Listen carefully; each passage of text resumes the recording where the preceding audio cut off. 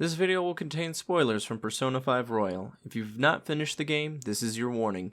This will be my interpretation of No More What Ifs and the character of Goro Akechi, so what you'll hear is entirely my opinion. Thank you for listening.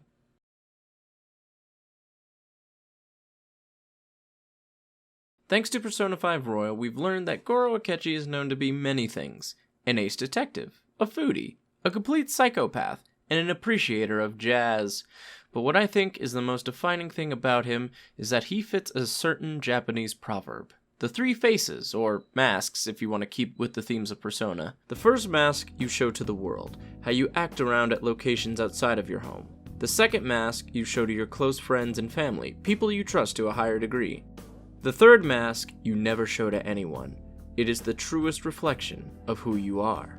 Akechi, personally speaking, best demonstrates this out of any other party member in the game, and the song No More What Ifs gives the audience an insight to who he really is underneath.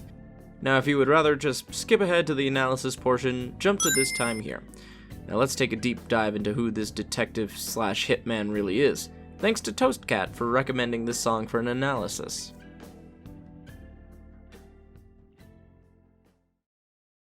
So let's start with the first mask, the one you show to the world. At first, Akechi acts like a nice guy, being incredibly formal and friendly with others. He's even nice enough to talk about his job while supporting a local business.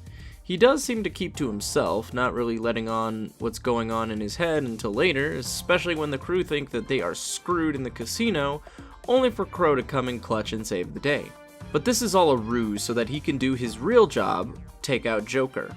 When the Phantom Thieves learn that he's the one causing the mental shutdowns, he sheds this mask to reveal just how maddening and power-hungry he can be. He even makes himself go psychotic so that he can kill them all. But once he's beaten by the Phantom Thieves, he has a change of heart, so to speak, and begs them to take down Shido, his father. As one final act of rebellion, he has a last stand with a cognitive version of himself so that the others can escape.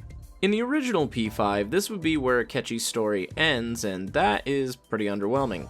While he is a fascinating character to study, the writing here feels contrived, since it was supposed to be a twist that he was actually an antagonist, and while that could be a good thing, it leaves a lot to be desired.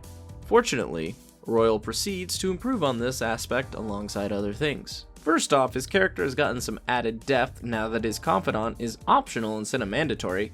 It's technically mandatory if you want to unlock the new content, but you get what I mean. We learn that Akechi sees Joker as a rival when he holds back against him while playing pool, and then later when they have their not-for-realsy showdown in Mementos. But Akechi also sees Joker as someone he can confide in and trust, such as the scene in the bathhouse when he goes more into about growing up with his mom, or when he let Ren mess with his hair and gave him glasses to disguise the detective. While I'm sure some of these moments were still Akechi wearing the first mask, I wholeheartedly believe he was wearing the second mask when it was just him and Joker. And then there's the third semester. After being saved by Maruki and sent into an alternate world, Akechi decides to be his true self and holds nothing back when speaking with anybody. In my personal opinion, I really like Akechi in the third semester. He doesn't hide his thoughts, he doesn't dance around questions, he is straight with people, and I love just how sassy he can be. He's such a bitch! But this also applies to the ones he interacts with. Yes, the Phantoms, including the ones who lost their parents because of this guy, are willing to work with Akechi, but they haven't forgotten what he's done, and I'm okay with that. It leads to fun interactions that show just what these characters are truly feeling. Akechi still holds his cards to his chest, and yet when it's just him and Ren, he can't help but spill his thoughts, revealing his third mask. Fun fact, there's an unused scene where Akechi speaks his true feelings about not getting his revenge and his weariness of being a pawn. It was most likely there as an alternative to getting his third tier persona instead of waiting until the last day of the game. Before the third semester, we catch glimpses of the real him at various moments in the game. Thanks to Akechi's confidant being reworked, we can unlock certain locations that can be used to help improve other party members' abilities, but we also learn more about him, like how both of your lives were ruined by the same man, or how he asks Ren if he wants to abandon his friends to work with him, as if he's low-key saying he doesn't want to hurt him. But the moment that immediately comes to my mind is when Akechi just straight up says he hates Joker. His disdain for how the leader of the Phantoms, a criminal, the lowest form of a human being, is able to charm so many others while he, a beacon of justice, has to go out of his way to get anyone to notice him. And yet he still values their unusual bond, throwing down the gauntlet, so to speak. But the main thing that shows his true feelings is the song we hear at Jazz Gin. No More What Ifs is set to the style of bossa nova, a form of samba developed in Brazil in the late 1950s. It takes elements of jazz mixed with unconventional harmonies, uneven rhythms, and syncopated beats. Think songs like, and I'm sorry if I butcher these, Chega de Saudade, Corcovado, and of course, The Girl from Ipanema. The song was once again composed by Shoji Meguro and sung by Lin Inaizumi, with the lyrics written by Lotus Juice, who has collaborated in many Persona-related projects since Persona 3. When you first hear it, it's most likely the instrumental version that plays during your first trip to the Thieves' Den. You're probably thinking it's an upbeat song that you can just chill out to while getting your butt handed to you while playing card games. Or maybe you faintly heard it while watching the OVA Proof of Justice, which takes place after Akechi disappears. But then you visit the club during his fourth rank conversation, and you begin to hear a familiar tune. It's more somber than you remember, and it feels like Akechi brought you here for a personal reason. You're the only person he brought to this special place, which means he trusts you more than anyone else. Then the first set of lyrics come in.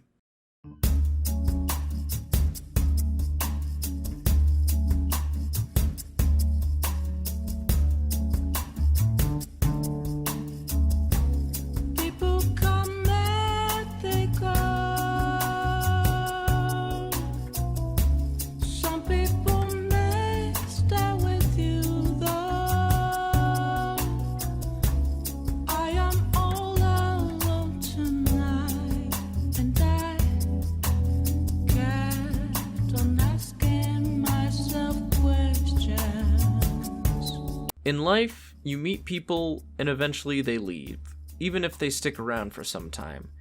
Akechi has never really had anybody stay by his side for long. He's been alone for so long since his mother died, he's not sure how to keep others around and just moves on, as if he was a nomad with his relationships.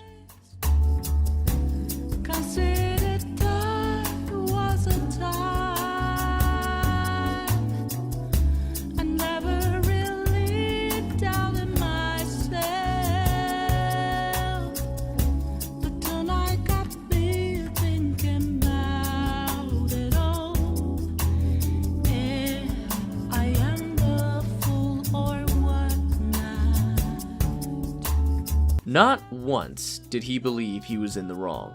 He thought the path he carved was the only way he could reach his goals. But then Joker came into the picture, and now for once, he's questioning if he had made wrong decisions in his life.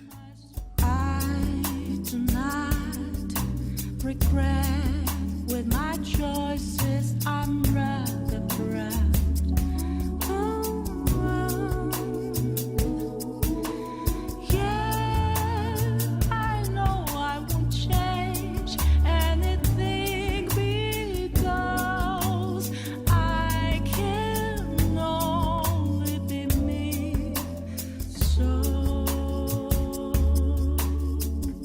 Then Akechi reminds himself that his conviction is so strong, he knows he won't become a better person. He's dived so far into the shadows it has seeped into his mind.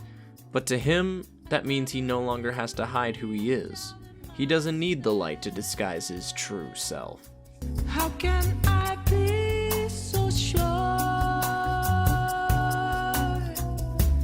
At that crossroads, I'm afraid.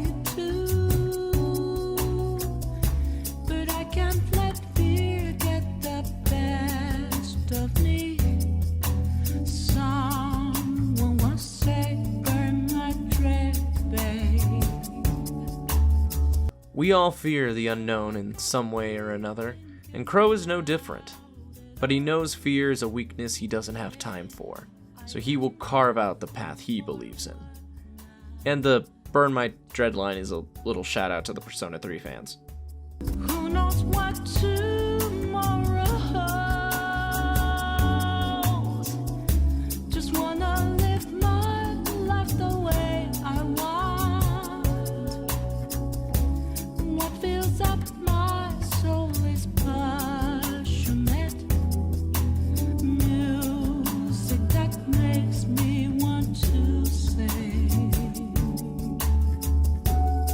For his entire life, Akechi has lived according to others' plans and ideals, not once being able to do anything for himself. But when Yaldabaoth grants him the power of persona, he becomes convinced that he can take his life into his own hands. He can live how he wants and is so joyful he could sing. But he also knows that his choices do have consequences, so he decides to live by this motto: I'm here for a good time, not a long time. My story will be starring me just like yours.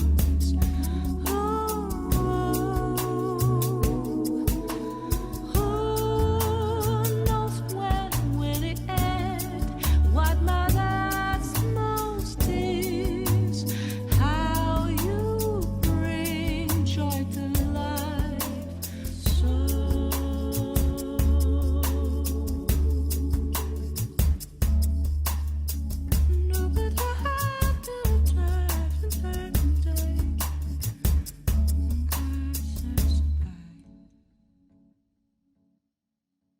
The saying, you never truly know someone until you take a walk in their shoes, is what came to my mind while I was analyzing this song. Now, I'm not saying that Atlas wants you to sympathize with Akechi. No, he has committed too many crimes and has damaged too many lives. Not once does he receive forgiveness, and he realizes that he will pay for his actions. So instead of greeting his fate with a whimper, he meets it with a sneer. This song is so much more than what it lets on to be. It speaks to the audience on a deep level. No More What Ifs isn't just a song about Akechi and his philosophies. It's about how relationships can affect a person, how they can lead down a path that makes you question if what you've done was right, then realizing the person who should be taking control is you. You are the one who decides what is it that makes you happy, what brings you the most fulfillment of your life, and that is one hell of a message to receive from a fictional jazz club. Now, with Persona 5 Strikers out in the West, I wonder if Atlas will release Akechi as a playable character or a battle variant of this song as DLC. I would also be down if Kasumi was a playable character as well. I know they said that Strikers follows the story of the original Persona 5 and not Royal, but I think that is criminal because the additions may fix so many problems that I feel like this should be the canon story. I recognize the council has made a decision, but given that it's a stupid-ass decision, I've elected to ignore it. Hey everybody, this is actually kind of a last-minute addition to the video because originally I was planning to release this video around the time Persona 5 Strikers came out, you know, as a celebration of its release, but life kind of just happened, just things that were out of my control just came and threw everything off course, and I do apologize that this video took longer to come out than it should, and it's only like, I don't know, maybe 14 minutes long, depending on how long I record this part, but I do apologize for how long it took for this analysis to come out, but I just want to let y'all know that this song actually hit me harder now than it did the first. Oh my god, no, the dogs are barking, of course they are. Oh well, this is what happens when you do this unprofessionally at 11:50 at night. But anyway, point being, I'm sorry that it took so long for this to happen, and you know what? I'm gonna be real. Things tend to get worse before they get better, and that's okay. As long as you actually take the time to take care of yourself, then you'll be okay. It'll be all right. So, yeah. Anyway, okay, now I think I can officially sign off.